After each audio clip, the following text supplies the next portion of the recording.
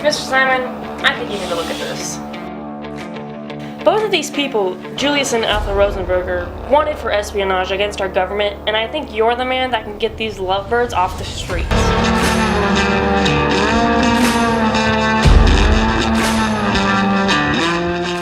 Alright, ladies, today we're looking for Ethel and Julius Rosenberg. We cannot let these people send any more of our confidential secrets to our enemies. We cannot let them leave this country. We must find them at all costs. They pose as a national threat, and threats must be contained.